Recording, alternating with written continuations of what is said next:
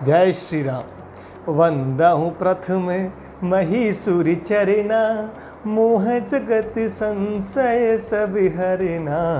सुजनि समाज सकल गुण खानी, करहूँ प्रणाम सप्रेम सुवानी।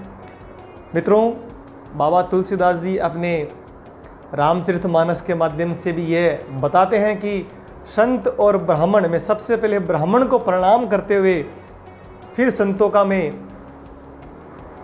मैं प्रणाम करता हूँ।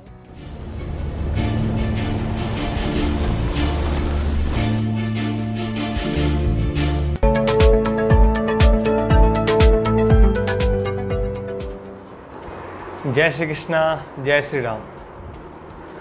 दोस्तों, जो आज का विषय है वो बेहद ही पेचीदा विषय है। जो आज मैं आपके समक्ष एक ऐसे विषय को लेकर आया हूँ जिसको लेकर बहुत सारी भ्रांतियाँ हैं, हमारे मन के अंदर बहुत सारे विचार उत्पन्न होते हैं। क्या ये दोनों चीज़ें एक हैं या इन्हें हम अलग अलग जान सकते हैं?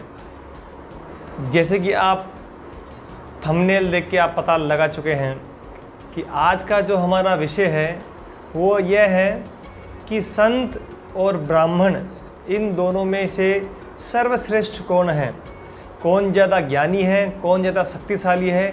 तो आज हम चर्चा करेंगे इस विषय के ऊपर कि इन दोनों में से ज़्यादा शक्तिशाली, ज़्यादा ज्ञानी कौन है। तो दोस्तों, बहुत ही पूर्व समय की बात है।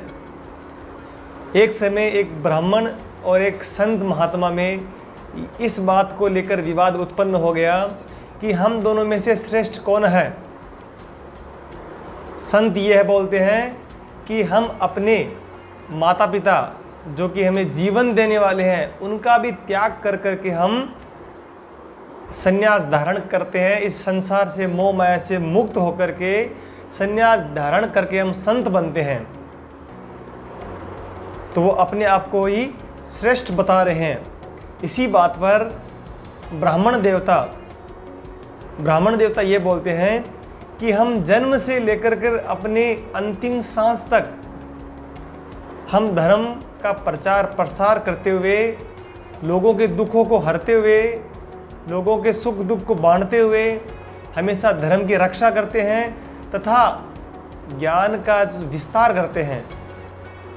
तो इस बात से हम आपसे ज़्यादा श्रेष्ठ हुए।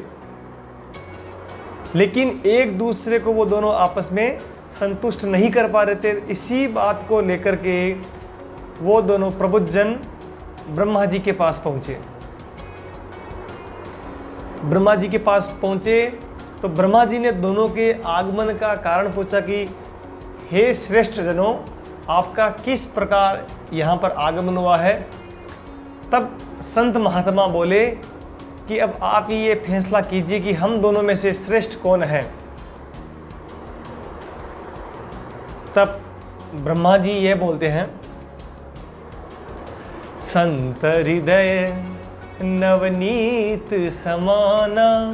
अर्थात संतों का हृदय तो मक्खन के समान होता है। मतलब संत का हृदय बहुत ही कोमल, संत हमेशा से क्षमाशील, दयावान, ऐसे संतों के गुण रहे हैं। तो संत हृदय नवनीत समाना, अर्थात संतों का हृदय मक्खन के समान होता है। संत दरस जिमी पातक टरही, अर्थात यदि परिपूर्ण वाले संत का दर्शन किसी व्यक्ति को हो जाए तो उसके समस्त दुखों का नाश हो जाता है। ऐसा शब्द ब्रह्मा जी अपने मुख से कहते हैं।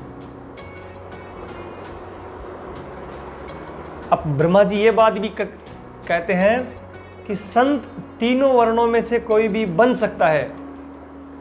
अर्थात ब्राह्मण को छोड़ करके जो वैश्य, शूद्र और क्षत्रिय, इन तीनों वर्णों के व्यक्ति संत बन सकते हैं। एवं ब्राह्मण कुल का व्यक्ति भी संत बन सकता है। लेकिन इन तीनों वर्णों के जो व्यक्ति हैं उनके बारे में भी यहाँ पे बातचीत हो रही है। तो ब्रह्मा जी ये बोलते हैं कि संत कोई भी बन सकता है, लेकिन ब्राह्मण कौन है? दोस्तों, इसका वीडियो मैंने पहले भी बना रखा है। वो मैं इस वीडियो के डिस्क्रिप्शन में उसका लिंक है, मैं आपको दे दूंगा, आप उसको देख लीजिएगा। ब्रह्म जानाति इति ब्राह्मण है, ब्राह्मण है वो जो ब्रह्म को जानता है। ब्रह्म जानाति इति ब्राह्मण है। अब ब्रह्म क्या है? ब्रह्म होता है, ब्रह्म ये होता है ईश्वर का ज्ञान, जो अंतिम सत्य है, भगवत प्राप्ति का मार्ग, वो केवल और केवल ब्राह्मण ही जान सकता है। और ब्राह्मण को इस पृथ्वी लोक का देवता भी कहा गया है। ब्राह्मण जो मनुष्य है, ब्राह्मण की उत्पत्ति ब्रह्मा जी के द्वारा ही हुई है। उन्होंने ही इस धरती पर सबसे पहले ब्राह्मण को ही देवता के रूप में भेजा है। ब्राह्मण ही हम सबको ज्ञान का पाठ पढ़ाता है, हमें अज्ञानता से ज्ञान की ओर लेके जाने वाला ब्राह्मण ही है। तो ब्रह्मा जी यह बोलते हैं, ब्राह्मणो जायमानो ही पृथिव्याम अधिजायते, ईश्वर है सर्वभूतानां धर्म को सस्य गुप्तयः। अर्थात जब ब्राह्मण का जन्म होता है तब से ही वह धर्म की रक्षा के लिए अपने जीवन के अंतिम पड़ाव तक सबको ज्ञान का सद्मार्ग बताते हुए अपने धर्म का प्रचार प्रसार करता है और सबके दुखों को हरता रहता है। दोस्तों, आपको मैं एक बात बताऊं तो विश्वामित्र जी का जन्म क्षत्रिय कुल में हुआ था। उन्होंने इतनी तपस्या की, सब कुछ किया, लेकिन फिर भी वो ब्राह्मण नहीं बन पाए। उनके अंदर आचरण भी ब्राह्मण वाले थे, लेकिन वो ब्राह्मण नहीं कहला पाए, वो संत कहलाए, वो ब्रह्म ऋषि कहलाए, लेकिन वो ब्राह्मण नहीं बन पाए। अभी इस पृथ्वी लोक पर ब्राह्मण से श्रेष्ठ कौन है? तो ब्राह्मण से श्रेष्ठ संत ब्राह्मण, जो ब्राह्मण कुल में होने के बावजूद संत का भी निर्वहन कर ले, वही ब्राह्मण से श्रेष्ठ है।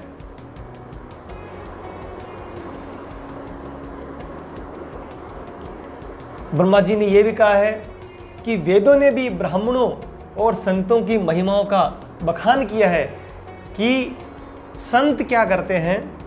संत, तब ब्रह्मा जी ने इसका एक अच्छा सा उपाय बताते हुए उस संत महात्मा को यह बताया कि संत, आपको संत बनाने वाला ही ब्राह्मण ही है। आपको संत ब्राह्मण ही बनाते हैं। कैसे?